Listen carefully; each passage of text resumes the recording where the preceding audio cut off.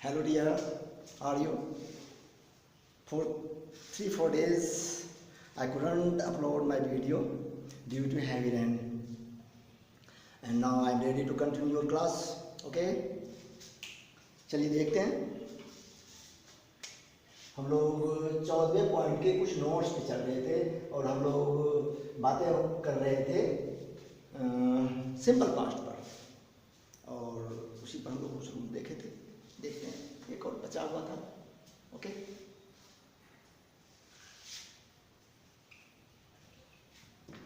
आप लोग सारे वीडियोस को सीरियल बनाकर देखेंगे, ठीक है। छठे के बाद बिल्कुल उसी का अगला हिस्सा ये है नोट। नहीं इसको देखें, नोट 3, 4 कौन सा हो रहा था, या सीरियल देख लेंगे आप। थर्ड नोट शायद था। मैं एक स्ट्रक्चर दिखाने जा रहा हूँ, जिस स्ट्रक्चर में हम लोग देखेंगे कि वर्ब का किस प्रकार से बी वर्ब का हम लोग प्रयोग करते हैं। ये जो सेंटेंस होते हैं ना, अनरियल इमेजिनेशन वाले होते हैं, अवास्तविक कल्पना या कह सकते हैं अनरियल पास्ट, जिसमें सपोज किया जाता है, हम विश करते हैं, कामना करते हैं, हाँ, बातें हकीकत में होती नहीं है। देखते हैं, एक स्ट्रक्चर में दिखाता हूँ। आई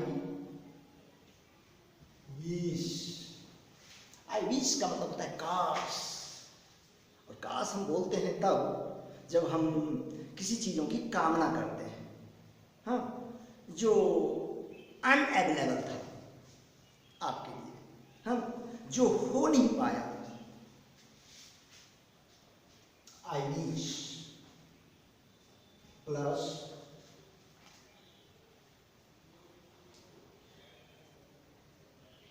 बी प्लस नाउन या एडजेक्टिव। यहाँ पर इस तरह से होगा, लेकिन यहाँ जो बी है वो बी श्योरली वेयर होगा, ठीक है ना। जस्ट दैट, यहाँ पर जो सब्जेक्ट होंगे वो किसी भी नाउन या प्रोनाउन के रूप में रहेंगे। हाँ, इसके बाद जो यहाँ पर बी वर्ब देना है वो बी वर्ब क्या होगा, वेयर होगा, नाउन या एडजेक्टिव। देखते हैं, अब यहाँ देखना है कि यहाँ पर चूंकि ये अनरियल पास्ट है, हाँ, यहाँ पर सब्जेक्ट के रूप में आई रहे, यू रहे, वी रहे, दे रहे, कोई मैटर नहीं, क्योंकि अक्सर आई को छोड़कर सबके साथ वेयर ही आता है। लेकिन यहाँ पर जब ही आता है, ही, सी, इट, या कोई नेम भी दे देते हैं, फिर भी वेयर ही आएगा। हाँ, ये थोड़ा सा हिट करता है, हाँ, इसलिए थर्ड पर्सन सिंगल नंबर के साथ ज़्यादा सेम एग्जाम्पल दिखाएंगे, जिसमें कि आपके दिमाग पर यह हिट करेगा, अरे यहाँ पर ही के साथ तो वॉज होना चाहिए, सी के साथ तो वॉज होना चाहिए, क्योंकि यहाँ अनरियल पास्ट है। हाँ, यहाँ पर ऐसा नहीं होगा, यहाँ पर बी बराबर क्या होगा, वेयर ही होगा, ठीक है ना। तो यहाँ पर देखेंगे कि यहाँ पर कोई भी सब्जेक्ट के रूप में रहे, नाउन या प्रोनाउन कुछ भी रहे, सबके साथ वेयर का ही प्रयोग करेंगे। किसके रूप में, बी वर्ब के बदले, है ना। बी वर्ब के बदले कई बार हम लोग वॉज का प्रयोग करते थे, लेकिन यहाँ पर क्या प्रयोग करेंगे, वेयर का प्रयोग करेंगे। देखते हैं, और इसकी हिंदी होती है काश, कामना करते हैं। हम आई का कोई मीनिंग नहीं हो रहा है। I wish he dash my teacher, भरने के देते हैं बी।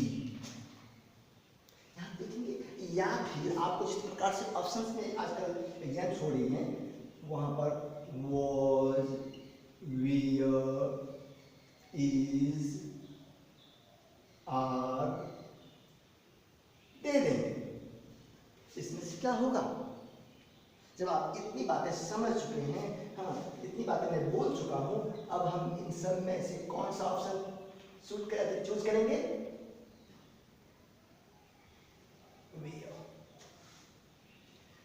काश वे मेरे शिक्षक होते, जो है नहीं। हाँ यहां पर मैं बी दे रहा हूं। I wish she dash my queen be. क्या देना है? बी बराबर वियर, सी के साथ भी वियर नहीं। ऐसे असर्टिव सेंटेंस में, कॉमन सेंटेंस में जो है सी के साथ क्या लगता? बी के लिए वॉज लगता। यहाँ ऐसा क्यों कर रहे हैं? क्योंकि यहाँ पर हम जो है एक अनरियल मीनिंग वाले सेंटेंस आपके सामने रखा। यहाँ जो है अनरियल पास्ट है, अवास्तविक है। आई विश you dash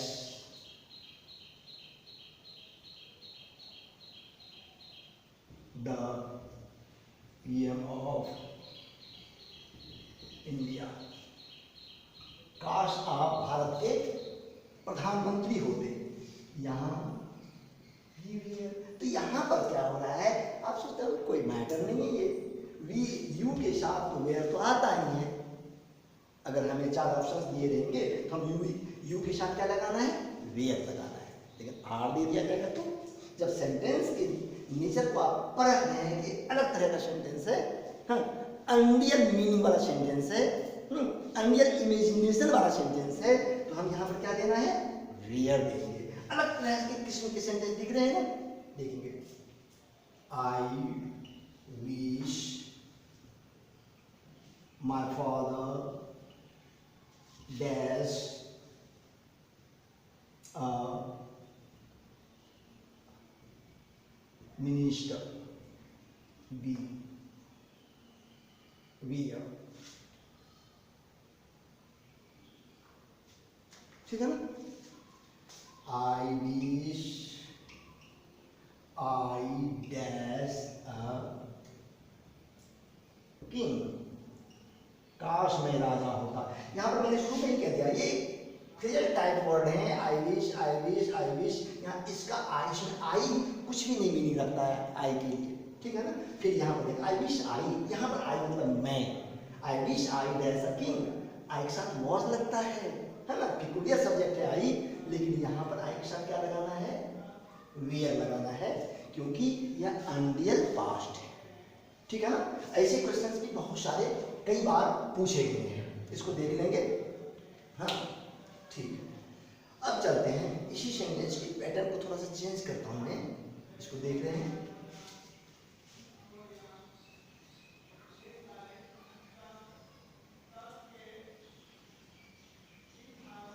चलते हैं, ये तो बी वर्ब के रूप में था ना, जहां हम वेयर का प्रयोग कर रहे थे। अगर यहां पर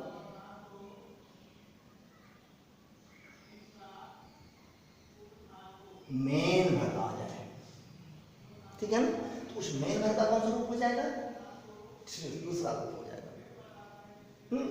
यहाँ पर ऑब्जेक्ट के रूप में तो कोई नाउन हो सकता है।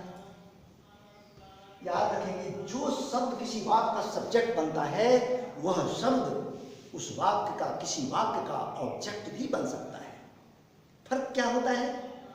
सब्जेक्ट में चिन्ह, केस का ने चिन्ह रहता है, और ऑब्जेक्ट में चिन्ह को रहता है, ठीक है ना?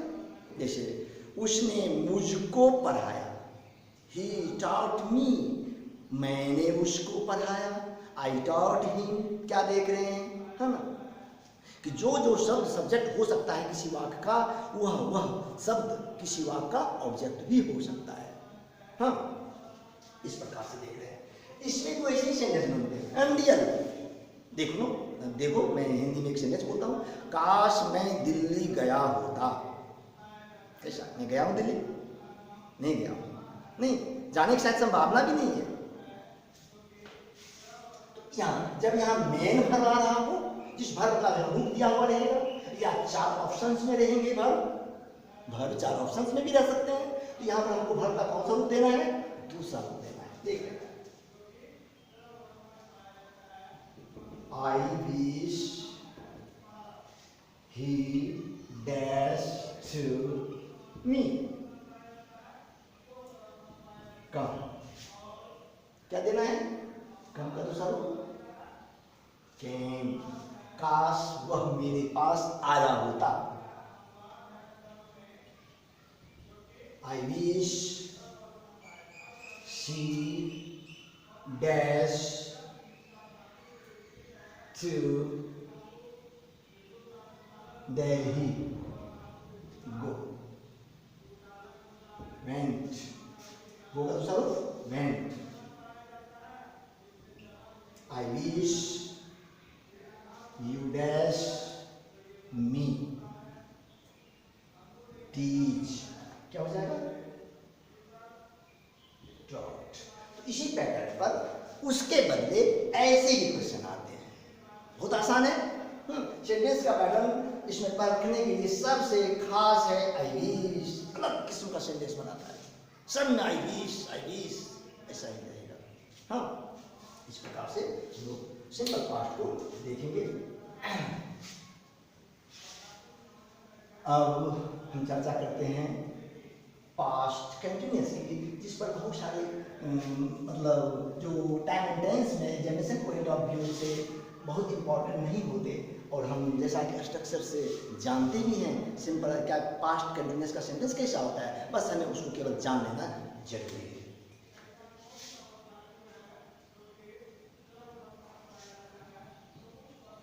Past continuous, past continuous refers to an action that was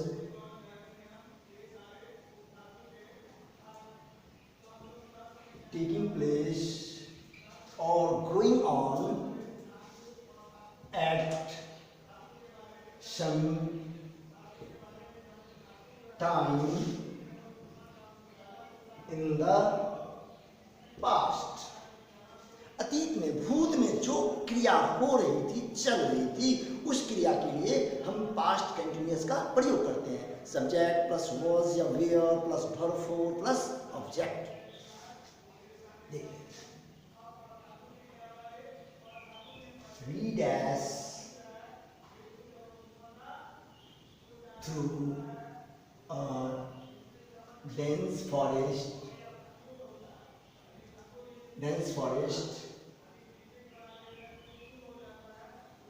with our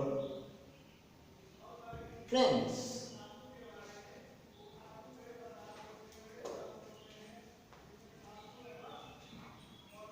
पास, यहाँ पास हमने दिया है, कोई क्लू नहीं है ना, हम बस ऐसे ही जानते हैं। हम लोग इसको हम अगर ऐसा कुछ भी दिया हुआ, ऐसा सेंटेंस है, नाउ दिया हुआ है, हम इसको प्रेजेंट कंटिन्यूअस में भी रख सकते हैं। हमें बस पास्ट कंटिन्यूअस का स्ट्रक्चर जानना है। अगर यहाँ पर क्या दे देंगे, we were passing through, it dash raining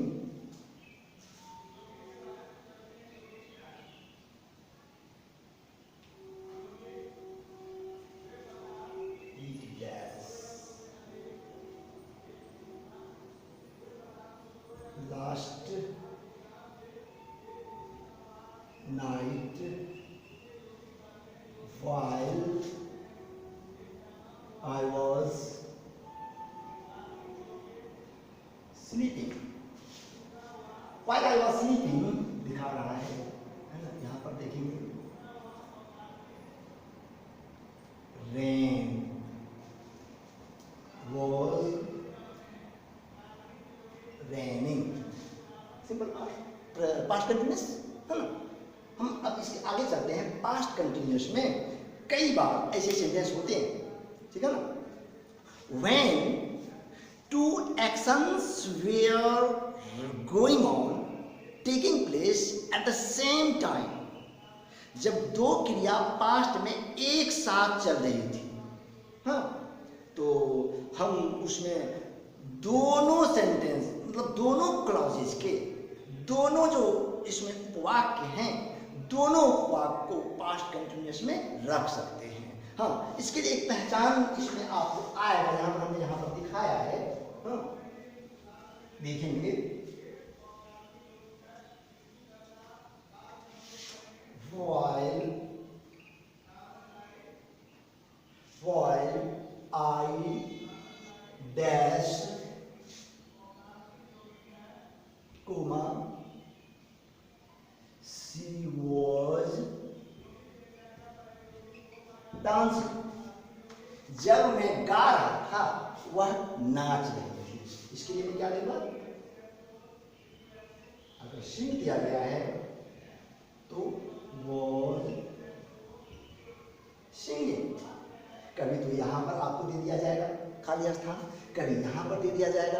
यहाँ पर पास्ट में दो सब्जेक्ट, दो वर्ब जो है ना, जारी हैं, चल रहे हैं। हम दोनों को सिंपल पास्ट कंटिन्यूअस में रखेंगे। While my mother was cooking, I dash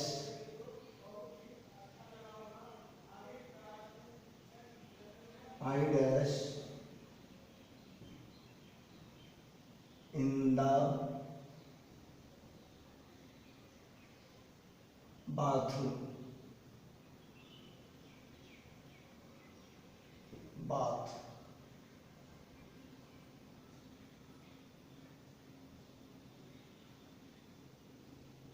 bath, I was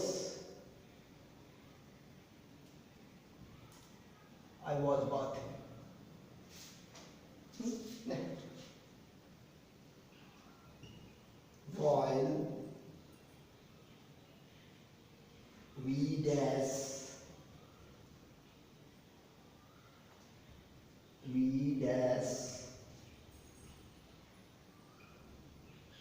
playing, they were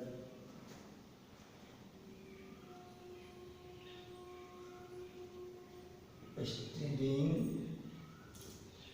in the library. देख रहे हैं फायदे शुरू है, पास्ट के वो सेंटेंस है जिसमें दो दो काल साथ साथ हो रहे हैं।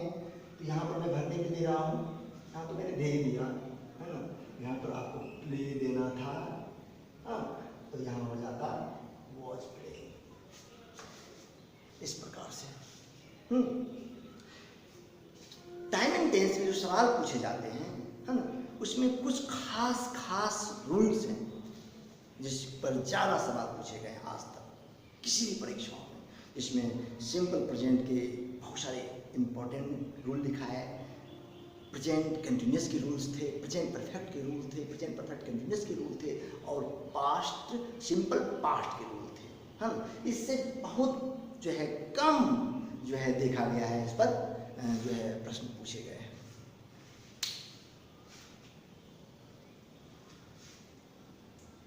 हम लोग चर्चा करेंगे, हाँ, नेक्स्ट टाइम उसका थोड़ा हम इंट्रोडक्शन बताने जा रहे हैं। अब जो हमें पढ़ना है पास्ट परफेक्ट। ये टेंस में सबसे लंबा माना जाता है।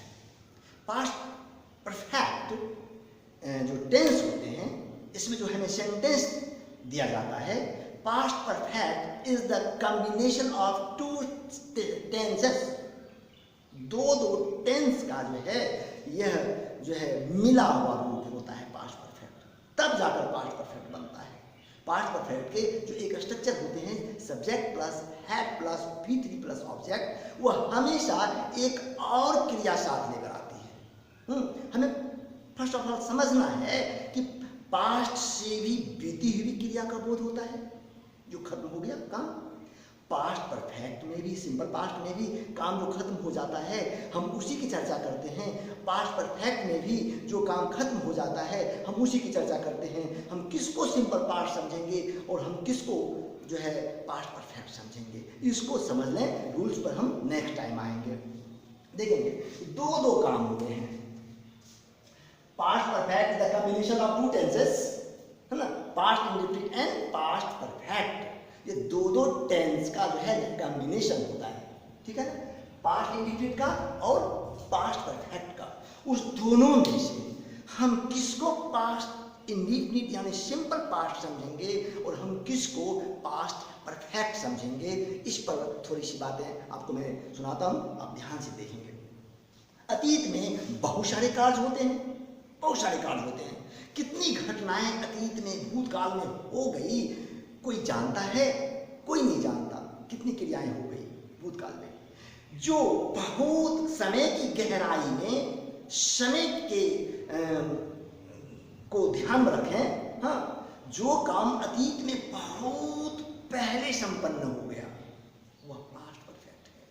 हाँ, और पास्ट अतीत में, हाँ ना, पास्ट टाइम में जो काम हाल फिलहाल में हुआ, जैसे मैं आपको बता रहा हूँ, हाँ, कि तुम भी मैट्रिक पास किए हो, तुम्हारे भैया ने भी मैट्रिक पास किए हैं, दोनों क्रिया पास्ट टेंस में हुई है।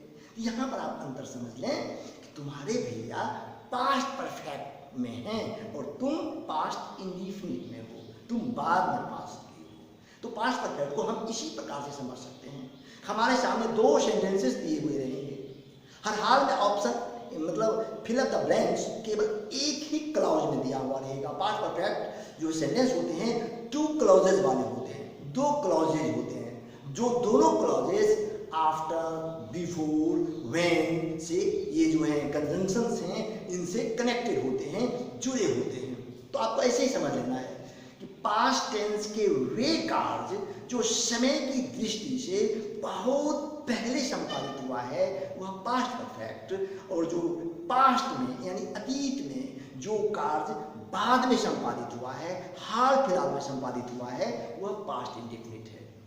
फिर से, जो काम पहले समय की दृष्टि से भूतकाल में पास्ट परफेक्ट, जो काम बाद में समय की दृष्टि से पास्ट इंडेफिनिट, इस प्रकार से। और वो दोनों क्लॉजेज जुड़े होते हैं, कहीं आफ्टर से, कहीं बिफोर से, कहीं व्हेन से, इस प्रकार से जुड़े होते हैं, है ना। तो हम लोग देखेंगे कि पास्ट परफेक्ट में जो है हम दो टेंस की क्रिया पढ़ेंगे, subject plus had plus V3 plus object. यहीं पर बिफोर या आफ्टर रहेगा, फिर subject plus verb two plus object. ये पास्ट की वो क्रिया है जो अतीत में पहले हो गई, ये पास्ट की वो क्रिया है जो बाद में हुई। इसमें भी एक दो नोट्स मैं दिखाऊंगा, हाँ, और इसमें और भी बातें क्लियर कर पाऊंगा। हम लोग इस पर ज़्यादा चर्चा नहीं कर सकते हैं, इस पर बहुत सारे एग्जाम्पल्स देने होते हैं, एग्जाम्पल्स भी जो है बहुत लंबे लंबे होंगे। हम लोग फिर नेक्स्ट टाइम में पास्ट परफेक्ट की बातें करते हैं, और हम लोग अब टाइम एंड टेंस के ढलान पर ही हैं, हम लोग अब जल्दी इसको क्लियर कर लेंगे। फिर हम लोग मिलते हैं next time. Okay, bye, have a good day.